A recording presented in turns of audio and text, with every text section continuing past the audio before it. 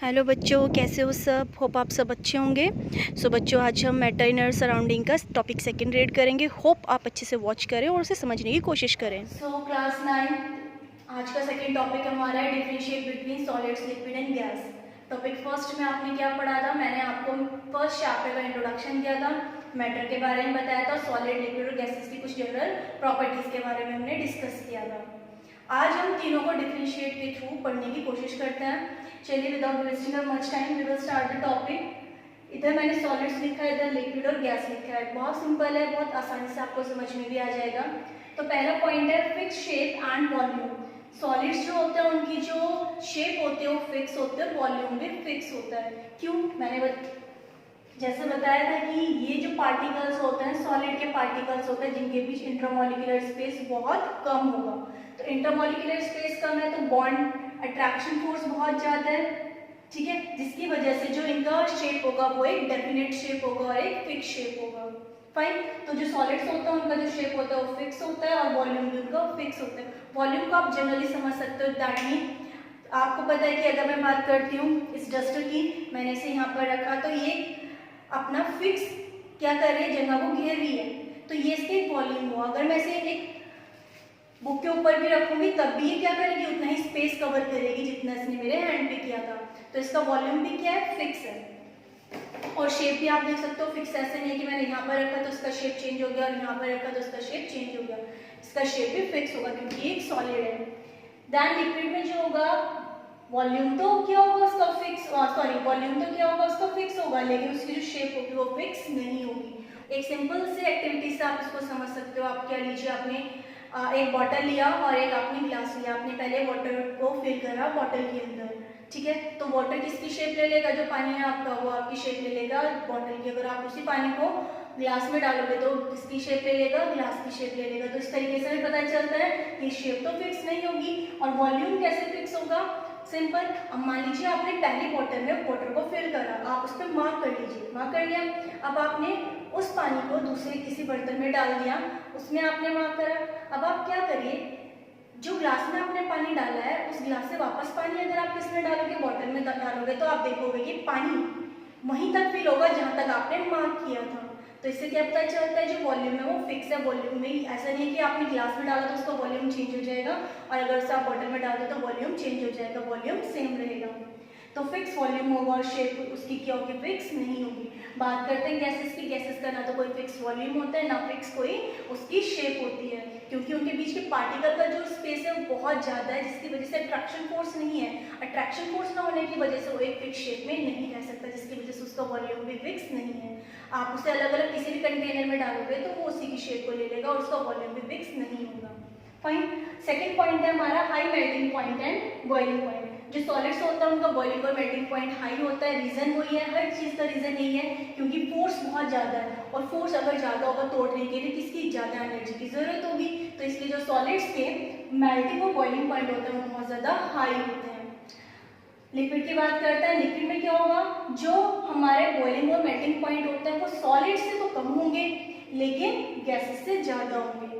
क्यों? क्योंकि इनके बीच जो पार्टिकल का जो स्पेस होता है, इंटरमॉलिक्यूलर स्पेस, वो सॉलिड से तो ज्यादा है लेकिन वो गैसेस से कम है। सो इसलिए इसका बॉइलिंग और मेल्टिंग पॉइंट क्या होगा, लोअर देन सॉलिड, एंड जो आपका गैस है गैस से वो ज्यादा होगा।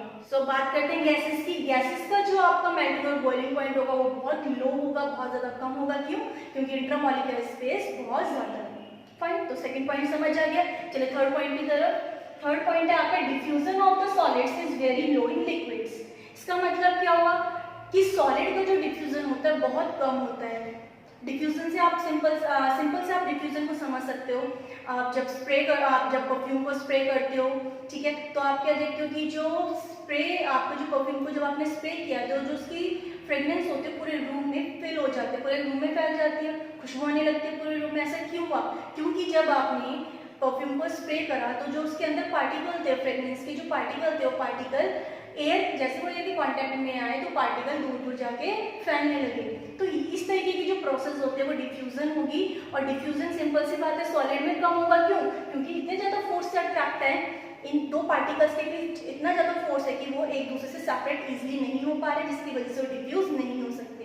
तो इसीलिए अगर की जाए डिफ्यूजन की तो सॉलिड्स में वो लो होता है, और अगर बात की जाए लिक्विड्स की तो जो हमारा डिफ्यूजन होगा हमारा लिक्विड्स में वो फास्टर देन सॉलिड होगा, सॉलिड से थोड़ा ज़्यादा होगा। बट अगर बात की जाए गैसेस की तो गैसेस में सबसे ज़्यादा डिफ्यूजन होता है। अगर छोटा सा भी आप किसी भी गैस को, या आप, मैंने भी आपको एग्जांपल बताया, ऐसे अगर आप मंदिर में धूपबत्ती जलाते हो, अगर उसका स्मोक जब बाहर आता है तो उसकी फ्रेगनेंस भी क्या होती है, चारों तरफ फैलने लगती है। क्यों? क्योंकि गैसेस की जो डिफ्यूजन पावर होती है वो सबसे ज़्यादा होती है, जिसकी वजह से पार्टिकल जो होते हैं बहुत कम टाइम में एक ज़्यादा स्पीड, ज़्यादा डिस्टेंस को कवर कर लेंगे। तो डिफ्यूजन के बाद आपका फोर्थ पॉइंट आता है। Fourth point and the important point है जो आपका, वो है आपका कि जो सॉलिड्स होते हैं, solid have small intermolecular space but have strong force of the attraction between the particles. ये तो आप सबको पता ही है, स्टार्टिंग से आपको बताती आ रही हूँ कि इंटरमॉलिक्यूलर स्पेस बहुत कम होगा किसमें, सॉलिड्स के अंदर। और अगर इंटरमॉलिक्यूलर स्पेस कम होगा तो इसका मतलब क्या, फोर्स ज़्यादा है, तभी तो स्पेस कम है। अगर फोर्स ही नहीं है तो स्पेस को क्या होगा, ऑटोमेटिकली ज़्यादा हो जाएगा। ऐसे लिक्विड में क्या होगा, larger than solid but less than gases. जो इंटरमॉलिक्यूलर स्पेस होगा वो क्या होगा, सॉलिड से तो ज़्यादा है लेकिन गैसेस से कम है, तो उसी का एडवर्स इफेक्ट जो होगा हमारा फोर्स ऑफ अट्रैक्शन पर पड़ जाएगा। ठीक है, इसके बीच में फोर्स ऑफ अट्रैक्शन सबसे ज़्यादा सॉलिड में, इसके बीच में फोर्स ऑफ अट्रैक्शन पार्टिकल्स के क्या होगा, सॉलिड से कम होगा। और गैसेस में तो फोर्स ऑफ द अट्रैक्शन जो होगा बिल्कुल भी नहीं होगा, क्योंकि पार्टिकल बहुत दूर होता है एक दूसरे के। तो ये चार हमारे डिफरेंशिएटर। फिफ्थ पॉइंट को रीड करते हैं ना। फिफ्थ पॉइंट कहता है कि जो सॉलिड की कंप्रेसिबिलिटी होती है वो लीस्ट होती है।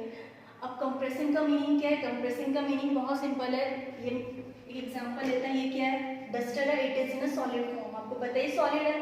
फाइन, अब अगर मैं इसे दोनों साइड से प्रेशराइज करने की कोशिश कर रही हूँ, ठीक है, दोनों साइड से प्रेशर डाला जा रहा है तो मैं इसे कंप्रेस कर रही हूँ, this process is called compress. तो जब मैं इसे कंप्रेस कर रही हूँ तो इट कांट कंप्रेस, ये कंप्रेस ही नहीं हो पा रहा है। फाइन, क्योंकि जो सॉलिड होता है क्या, उनके पार्टिकल्स के बीच जो इंटरमॉलिक्यूलर स्पेस क्या है, बहुत स्मॉल है, ना के बराबर है। तो जब हम उसे प्रेस करेंगे तो पार्टिकल जाएंगे कहाँ, जब स्पेस ही नहीं तो आगे नहीं हो सकते। फाइन, तो इसीलिए जो कंप्रेसिबिलिटी होती है वो हमारे सॉलिड की वो लीस्ट होगी। On the other hand liquid की क्या होगी, हायर देन सॉलिड, सॉलिड से ज्यादा होगी। ठीक है, होली में पिचकारी खेलिए सबने, तो आपको पता है जब पानी आप उसमें फिल करते हो, पीछे से आप उसे पंप करते हो तो पानी कंप्रेस हो जाता है और आगे की तरफ प्रेशर उस पर लगता है। सिंपल, तो इसका मतलब क्या होगा कि हायर देन सॉलिड्स होगी इसकी कंप्रेसिबिलिटी। पर बात की जाए तो गैसेस की, गैसेस में जो कंप्रेसिबिलिटी होती है वो सबसे ज्यादा होगी। फाइन, गैसेस को सबसे ज्यादा कंप्रेस किया जा सकता है। अब बात आएगी 6 पॉइंट की, तो 6 पॉइंट कहते हैं कि सॉलिड डू नॉट फ्लो, जो सॉलिड है वो फ्लो नहीं करते हैं। Simple, again we can take the example of duster का एग्जांपल ले सकते हैं। अगर मैं इसे रख रही हूँ तो इट कांट फ्लो, ये फ्लो तो नहीं हो रहा है। बट अगर वाटर की बात की जाए तो liquid can flow, liquid flow कर सकता है। अगर आप पानी को फेंकते हैं तो सिंपल सी बात है, आप देखते हो पानी फैलता चला जाता है, तो लिक्विड क्या करते हैं, फ्लो कर सकता है। बात आती है गैसेस की, गैसेस जो होते हैं वो सबसे ज्यादा फ्लो करते हैं। ठीक है, तो गैसेस कैन फ्लो इजीली। सो इस तरीके से आज के टॉपिक में हमने क्या देखा, differentiate between the solid, liquid और गैस। सॉलिड, लिक्विड और गैस की कुछ प्रॉपर्टीज को रीड करके और कुछ प्रॉपर्टी को कंसीडर करके हमने तीनों के बीच में डिफरेंशिएट करा, जिससे हमें पता चला कि सॉलिड, लिक्विड और गैसेस में डिफरेंट क्या है। ठीक है, और ज्यादातर जो डिफरेंशिएट होता है वो इंट्रामॉलिक्यूलर स्पेस और उनके पार्टिकल्स के बीच जो अट्रैक्शन फोर्स होता है उस पर ही डिपेंड करता है। स्टेट की बात की जाए तो इंटरमॉलिक्यूलर स्पेस पे डिपेंड करते हैं। बॉइलिंग पॉइंट की बात की जाए, मेल्टिंग पॉइंट की बात की जाए तो सिंपल सी बात है वो भी हमारा किस पे डिपेंड करता है, इंटरमॉलिक्यूलर स्पेस पे, क्योंकि स्पेस बहुत कम है तो सिंपल सी बात है अट्रैक्शन फोर्स ज़्यादा है, उसको तोड़ने के लिए आपको एनर्जी ज़्यादा चाहिए, हीट ज़्यादा चाहिए। बात की जाए कंप्रेसिबिलिटी की, तो कंप्रेसिबिलिटी भी किस पे डिपेंड करते हैं, इंटरमॉलिक्यूलर स्पेस पे करते हैं। तो मोस्ट ऑफ द प्रॉपर्टीज जो होती है वो इंटरमॉलिक्यूलर स्पेस पर और इंटरमॉलिक्यूलर स्पेस के बाद जो करती है वो फोर्स ऑफ अट्रैक्शन पे करती है। इसलिए मैंने फर्स्ट टॉपिक में आपको इंटरमॉलिक्यूलर स्पेस के बारे में बताया। सो स्टूडेंट्स, यहाँ पर एक क्लिप दिया गया है जिसमें सॉलिड, लिक्विड और गैसेस का डिफरेंशिएट आप आसानी से देख सकते हैं और समझ सकते हैं। आई होप स्टूडेंट आपको टॉपिक अच्छे से समझ आया होगा। अगर टॉपिक समझ आया है तो चैनल को सब्सक्राइब करिए एंड लाइक करिए and share it also. Thank you.